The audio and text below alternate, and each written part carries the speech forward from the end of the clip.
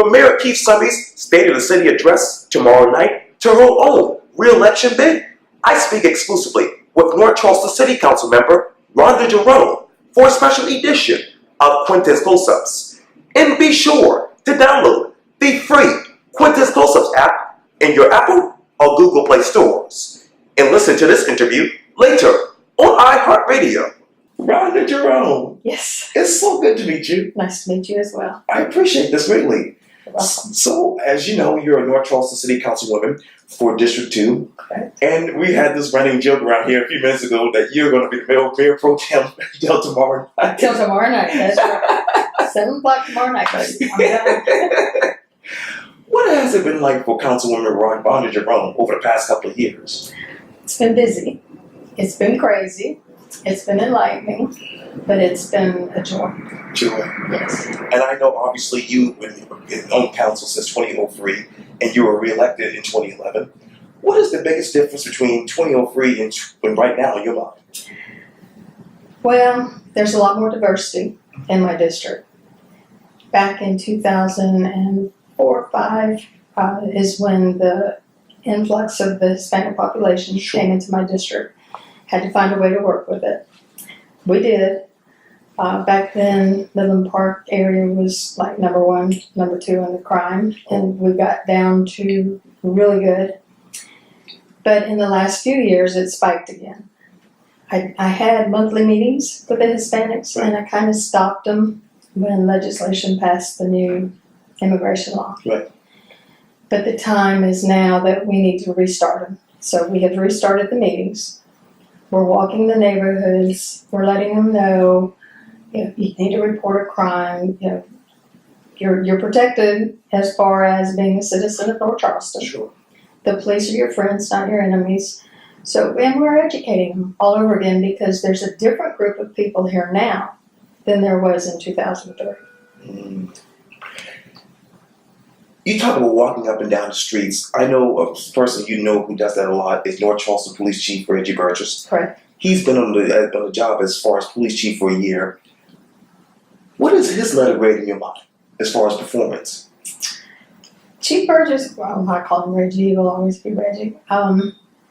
Reggie's done a good job so far. He is in the community respects him. Right. I've walked with him on several of those walks. But Reggie and I go back many years. He was actually one of my speed team officers back in 2003, 2004. And he was with me when we started the Hispanic monthly meetings. So he was kind of in the grassroots with me there. So I get a lot of support from Reggie. That's good to hear. And I know obviously you get a lot of support from the mayor. Mm-hmm. Obviously he'll have a State of the City address tomorrow night. What will ring a bell for District 2 when it comes to the mayor's address tomorrow night? District 2 is growing leaps and bounds. With Ingleside Boulevard, we have major developments going on there. We have acquired land for a community center for the Calling North neighborhood. We have put over $1 million in the Pepper Hill Ball Field complex. So, I don't know, for District 2, we just need to slow the growth till we can get the infrastructure to catch up with the growth. Northside Drive is a prime example.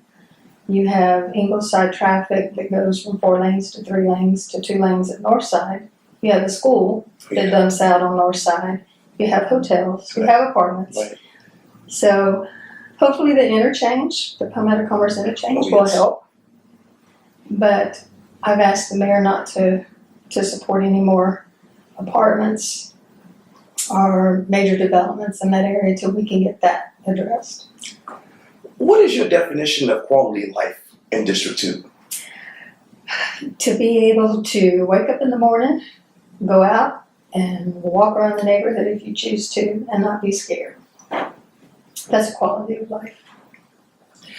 What is the state of infrastructure right now in that district when you look at it? A mess. Just a mess. Ashley Phosphate is one of the busiest corridors that there is.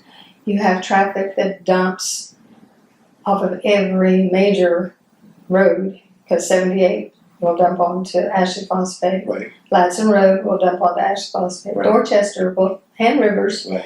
So on any given time and any given day, you will have wrecks on Ashley Phosphate Road. And the state, unfortunately, we've asked them to work with us with the traffic lights. They are more concerned with the traffic moving on Ashley Phosphate than the frontage roads. Well, your frontage roads is where your traffic backs up, which makes people run lights, which causes wrecks. Why the politics in that issue right there? Why the politics? Because it's a political equation. You have, this state is the one that runs the red lights on Ashley Phosphate, so we have no control over that. Some of the lights in the city we do control, but Ashley Phosphate is not one of them. And unfortunately, we are at the state's beck and call when it comes to Ashley Phosphate Road. I've even been trying to get the lines repainted up by the bridge because so many of the elder population at night, they cannot see, so they're actually in the wrong lane. And that's been requested over 6 months, nothing's been done. I know this might be a redundant question, but what is the city's relationship with the Department of Transportation? Well, I used to say it was good. There's been a change at the helm over there with Robert Clark retiring and all. So, according to Mr. Hutto, who was our public works director, he has a good relationship with him. So I'm hoping to see some good things happen now. And let me get back with District 2. What other issues are keeping you up at night? Crime. And basically the crime is against the Hispanic population, which is why we started doing the neighborhood walks again. I don't know if you've seen them. Right. Harv Jacobs went out there with us a couple of times. But our police officers did an outstanding job. They actually caught the ones doing it, and it's slowed down tremendously. But the Latino population, they don't trust banks. And I have worked with the banks to ensure that they can open accounts. It's called a shoebox account. Okay. But still, you have to understand the culture they come from and the culture that we live in. They don't trust anything where they come from. The police, the banks, nothing. So if you don't educate them here and let them know that you can do it, then it's never going to change. The other thing is the trailer parks, especially on Stall Road. Right. Those trailers have been paid for 100 times. They need to be replaced, removed, torn down. Unfortunately, the majority of people that live there, to them that's the Hilton, considering where they came from. And then if you shut them down, where do you send them? So. And what do you want people to know about the Hispanic population in North Charleston? They're good people. The majority are good people. They're just like you and me. Not all of them are here illegally. There's a lot of them here that are on visas, that are on green cards, that are citizens. I mean, if you walk down the street, you don't know which is which. But they have rights just like we have rights to be safe, to live free of crime, to live in a neighborhood where you're respected. And that's all I could ask for them. And let me get back to you. No. Obviously, you've been on city council for a long time here. 16 years. 16 years. What is your future like on North Charleston City Council?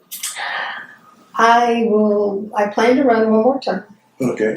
Of course, if you ask other people, they'll say I'm going to be running more than one term, but I do plan on running again in November. Okay. I have a lot of things that I still want to work to accomplish. Okay. And I hope that I can do that in the next 4 years. But I also want to be able to train somebody to run for my seat. I can't promise them that seat, but I would like for them to be able to continue what I started. And for those who don't know, what have you started so far? So far, let's see. We started the Hispanic meetings. We've started a lot of recreation facilities. We have the Pepper Hill. We've acquired land in Midland Park to do a sports facility. The Colony North to do a community center. What else have I started? See, I knew you were going to ask for that. I am still working on the noise wall for the people in Midland Park. Right. I know Miss Jamison has talked to you about that, and she's a very good advocate. But when you get down to the nitty-gritty, Midland Park was promised that noise wall in 2003, and I have the documentation to prove it. Sure. It was funded when they widened I-26, but they run out of money, so it was never done. I have pictures where tires fly off the interstate into this gentleman's yard. That's how close he is to the interstate. Now, yes, the people on Long Shadow, they have the noise, but not as bad as the people that live on North Kenwood and Midland Park.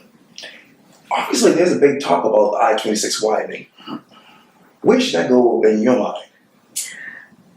Well, I-26 widening is not what I'm concerned with. I'm concerned with Palmetto Commerce Parkway flyover because depending on where it goes, I will be forced to move. I-26 widening, depending on where it goes, Miss Williams will be forced to move. So both of us are watching this very closely. Personally, I would like to see a monorail go straight down the middle of I-26 from one end of Charleston to Columbia and get some of this traffic off of our interstates. Because at any given morning, it is nonstop. Stuck right at Ashley Phosphate, and it won't move. So what should be a 20-minute commute winds up being 1 to 2 hours. We don't need that. And when you take off your political hat, and obviously being a councilwoman and the mayor pro tem, who is Rhonda Jerome? Rhonda Jerome is just Rhonda. I love volunteering. I love working with the people. I have 2 beautiful grandchildren that I spoil tremendously. Yes. I've been married 41 years. And I've been doing this for 16. Wow. Wouldn't do anything else. Dang, Well, I do have 2 children. Yes. Yeah. Grandchildren, but I had to have the children. Yes. So I'm very blessed. That's so great to hear. Well, Councilwoman Rhonda Jerome, thank you so much for your time. I really, really appreciate this. Thank you very much. You're welcome. Yes, ma'am.